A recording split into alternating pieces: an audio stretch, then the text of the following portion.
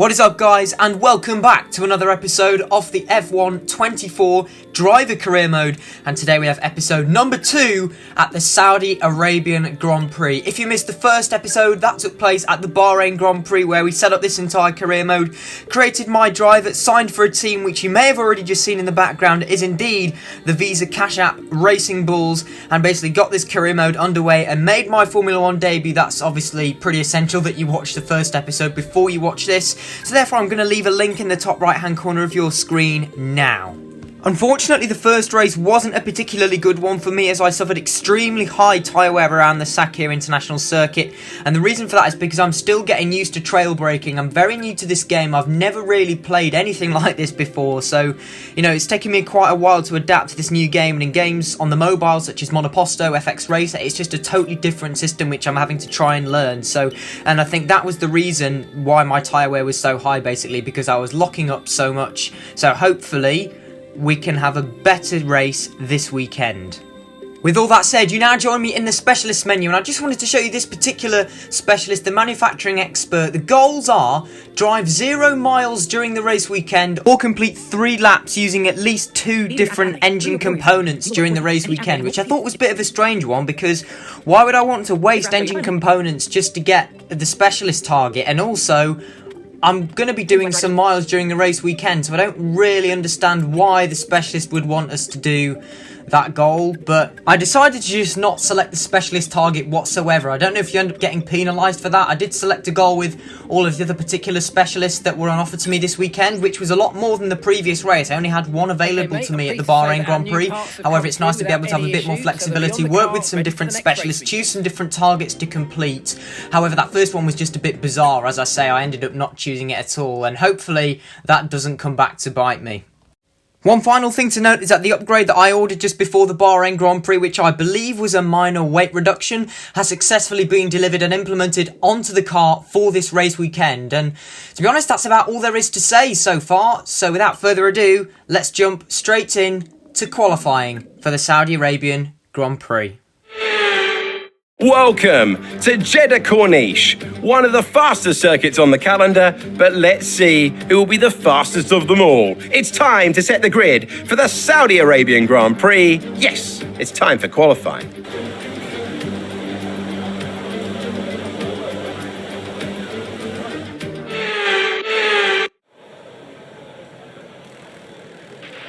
Okay, I hope you're sitting comfortably in there, mate. We've got a sensor issue and we're going to be stuck in here for a while as we try and fix it. Well, that's an absolutely brilliant start to qualifying. Thank you, Mark, as it appears that there is a slight mechanical problem with the car. Nevertheless, I have just managed to skip the repair time, and here we are in Q1 once again for another race weekend. So what I've decided to do this time is actually do something a little bit different. Rather than going out and setting a lap time straight away, you can see me simulating some of the session to let all of the other drivers set a lap time, and then I've decided I want to go out and set a lap myself. The reason for this is because based on my pace in practice, I actually finished in the top 10 in all 3 practice sessions. I think that I should be able to make it into Q2 with only doing 1 qualifying run. Already, I feel so much more comfortable in the car with the driving this weekend compared to Bahrain, and maybe it's just because Jeddah's a much stronger track for me personally. You can see we crossed the line at the end of Q1, and I've gone P2 again. There's a little bit of deja vu. Verstappen P1, I'm P2, and Norris is in 3rd. So at the end of Q1, there's 3 minutes remaining in the session. I'm not going to bother going out again and just simulate the rest of the session, because I really don't think there's any way we're going to be eliminated here, so I might as well save a set of tyres, and that is indeed the case. We are through comfortably into Q2, and I actually increased the AI up to 86 for this weekend based on my confidence, and felt like I had decent pace around this circuit from the runs in practice, but even that managed to exceed expectations. However, because I'm an absolute dummy, I'm afraid I forgot to record the rest of qualifying. So now I will basically tell you what happened. I successfully made it through Q2 in P8. and made it into Q3 for the very first time in the top 10 shootout. I was just starting my lap. Again, I was doing one run at the end of the session, where unfortunately Verstappen, who was on an out lap at turn number 3 or 4 or something, was completely parked on the racing line and totally blocked me. So because of that, I was unable to set a lap time during Q3, as I basically just went straight back to the pits because there was no point finishing the lap because I would have been P10 anyway. So unfortunately, as we go into the race, we are starting in P10 for the Saudi Arabian Grand Prix. Although the signs and the pace this weekend is looking really good. So let's see if we can hopefully try and score my first points. It's still new to Formula One, but it has fast, sweeping corners, already making it a favourite. Welcome to the Saudi Arabian Grand Prix.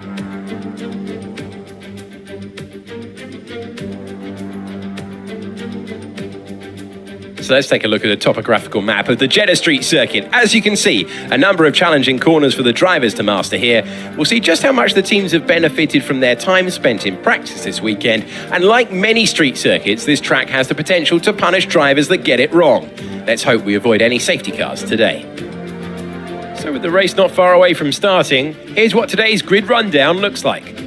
World champion Max Verstappen starts from pole position, edging out Lando Norris, who'll start from P2. Considering the rest of the grid, we have Oscar Piastri, Perez, Sainz, Fernando Alonso, Russell, Hamilton, Leclerc, Walker, Stroll, Albon, Gasly, Ocon, Magnussen, Bottas, Hulkenberg, Zhou, Sargent, and Yuki Tsunoda.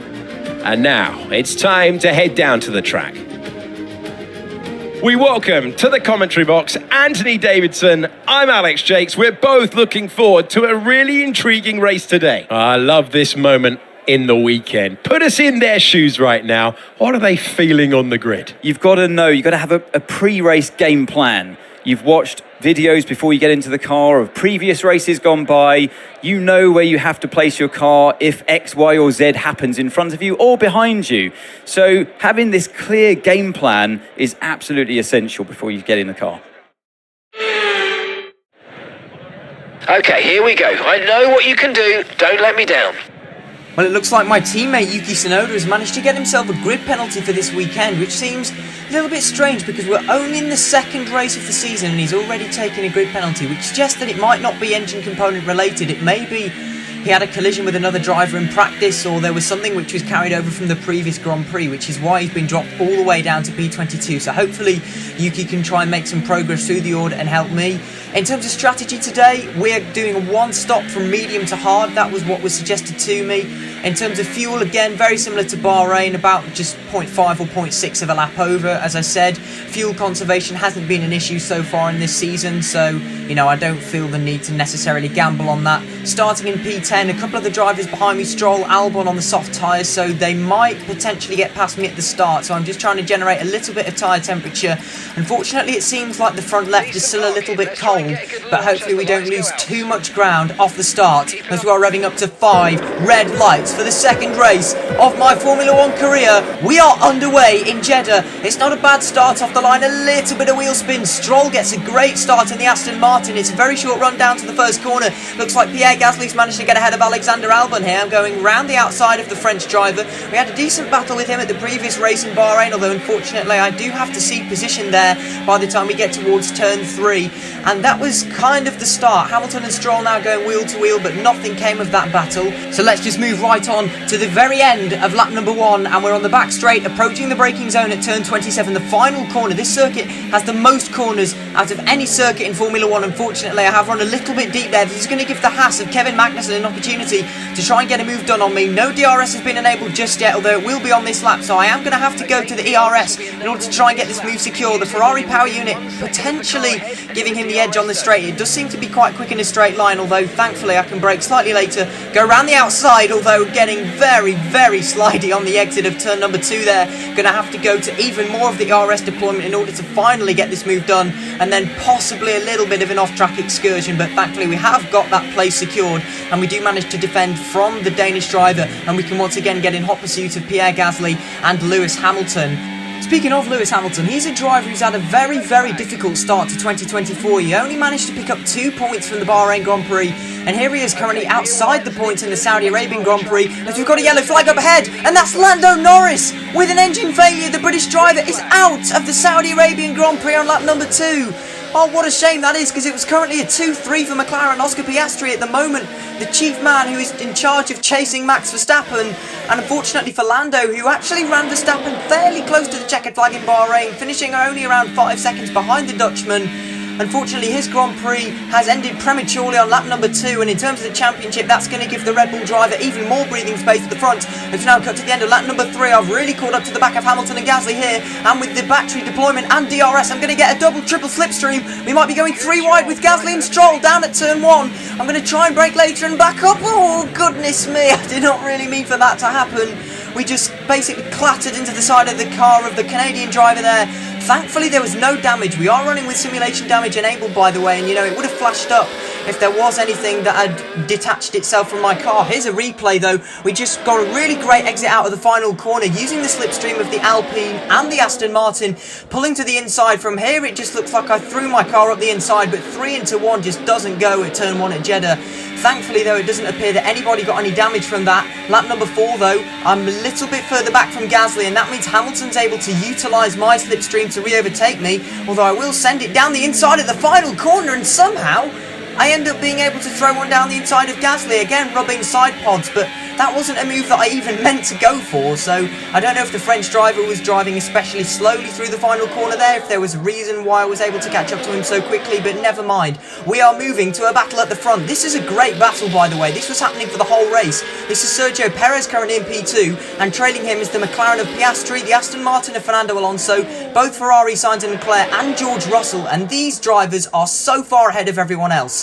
You can see the gap between Leclerc and Stroll, 3.5 seconds already. We're only starting lap number 5 now, as we're watching Fernando Alonso try and go for a move all the way around the outside of turn 2 on his fellow countryman. Carlos Sainz is unable to defend that, and it looks like the 2-time world champion has managed to get himself up into 3rd place and onto that podium. Now, once again, riding on board with me, we're currently still trailing the Alpine of Pierre Gasly onto one of the straights with DRS. This, I find, is the most awkward straight to get a move done on this circuit because it's effectively a curve the whole time, but thankfully with the DRS pass we can send one down the inside and move ourselves up into P9 and go off in hot pursuit of Lance Stroll. The Aston Martin driver is on the soft compound tyres, and because we're on lap number 5 of 18, I am expecting him to be able to feeling a little bit of tyre wear now. Gasly trying to go all the way around the outside at the final corner, though. I'm going to slam the door closed on that one, and then I pay for it on the exit because the back end gets all loose, and unfortunately that means I've dropped out of the DRS of Lance Stroll, and this is going to be an easy pass for the French driver to re-overtake me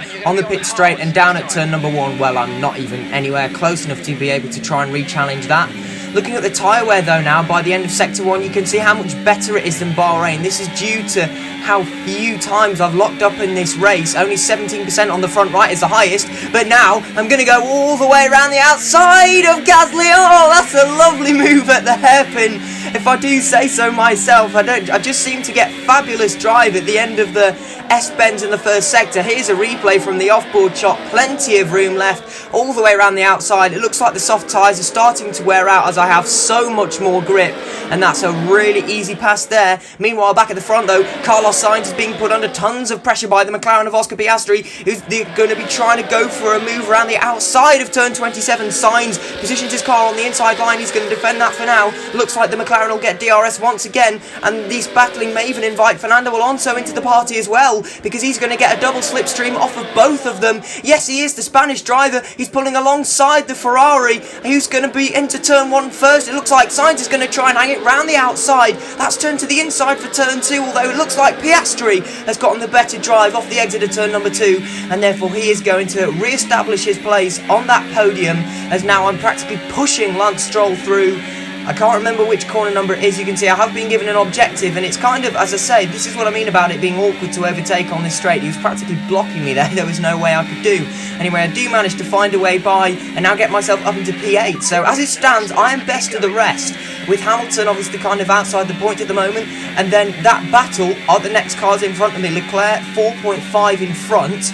So, well, who knows if I'm going to be able to catch that. Now cutting onto the end of lap number 8, and I am going to make my pit stop for our one scheduled stop today onto the hard compound tyres, getting it nicely slowed down. The objectives that I was trying to reach, achieving an average lap time of 1:37 low, has been temporarily postponed, although you can see my best is a 1:33.8, so I should have absolutely no problems whatsoever trying to do that, even on worn tyres. Nice pit stop from the pit crew once again, 2.4 seconds. I do slightly miss the pull away though, unfortunately. Hopefully that doesn't cost me too much. Onto the hard compound tyres, releasing the pit limiter, and out we go. No problems in the pit stops as of yet in this series. I'm sure there will come a time when we will be given a slow pit stop by the team, as I'm hopefully now going to try and generate some tyre temperature. The hards, obviously a little bit cold, take a while to phase in, and now moving on to lap number 10, and I've been given another objective by Mark to achieve an average lap of 1:35.6, and he's asked me to make this lap as quick as possible. So on that note, I immediately go to the battery to try and give myself a little bit of an extra edge on straight line speed,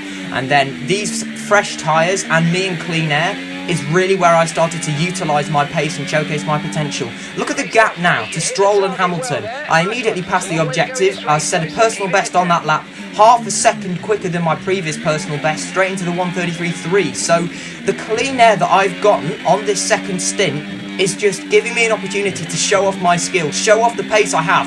Purple sector 1. This was actually my fastest lap attempt. We're riding on board for the whole lap. I just seemed to hit every apex, get the car beautifully dialed in, using as much battery as I possibly can. Purple sector 2 as well. We are absolutely flying. Look at the gap in the left-hand corner of your screen, shooting up. Stroll 4.8, Hamilton 6.5 behind me now.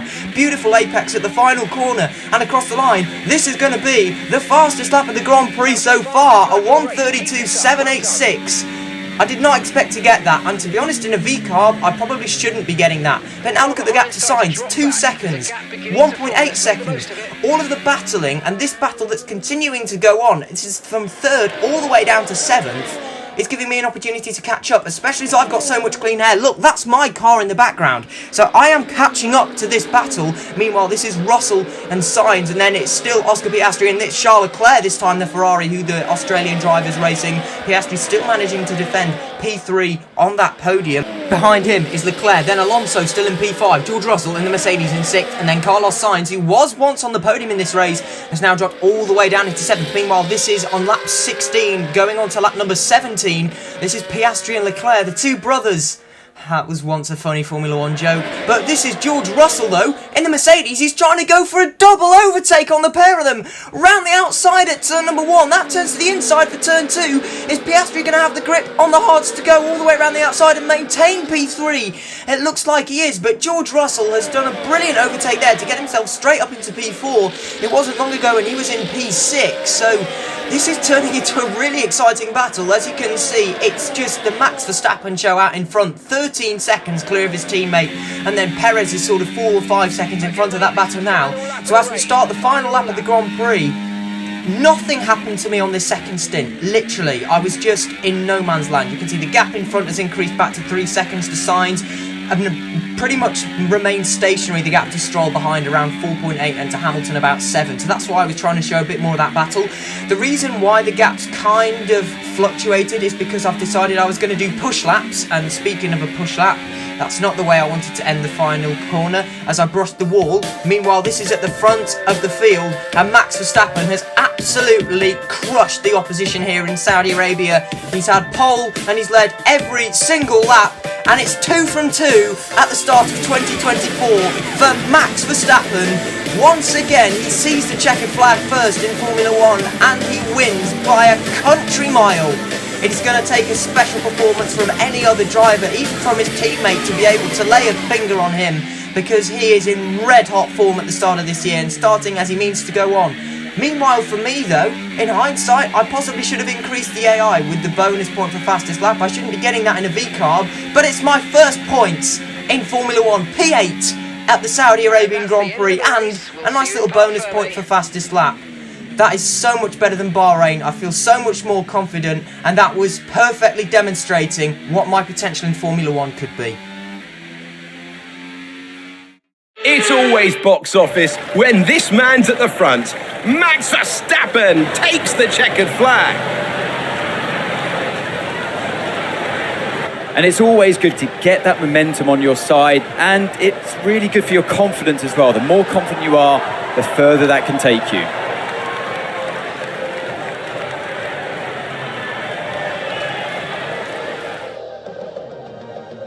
The drivers are en route to the podium as we speak. What a fantastic win for the Red Bull team. They've performed exceptionally today, keeping us firmly on the edge of our seats throughout the entirety of the race. Congratulations to everyone at the team.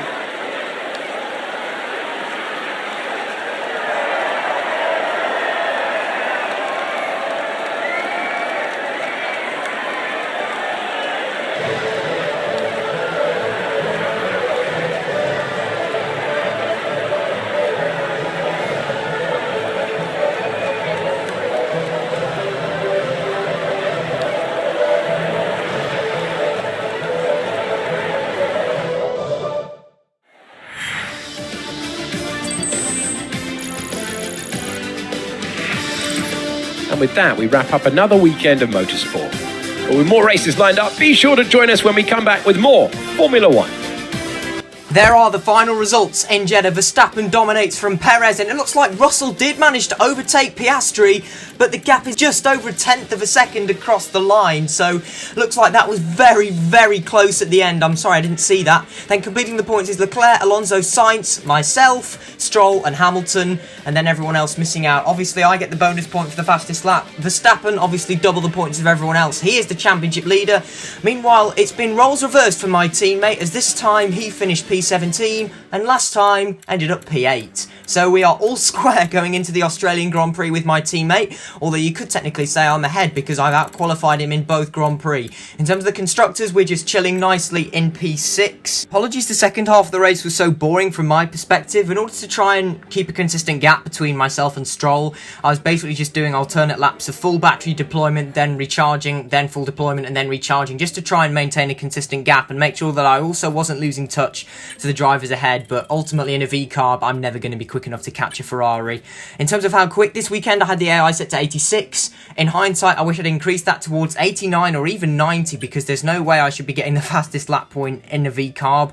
In addition, again, I was P2 in Q1, P8 in Q2. So yeah, and I definitely had the measure over my teammate all weekend and over a lot of the AI, because I was the only person in the under 133s in race trim lap time. So I'll definitely think about that in terms of next season. But that's it for today's video. I hope you guys did enjoy. If you did, please be sure to like, share and subscribe. Don't forget you can follow me on Instagram and join my Discord server. Both links are in the description below. And I'll see you guys all next time. Goodbye.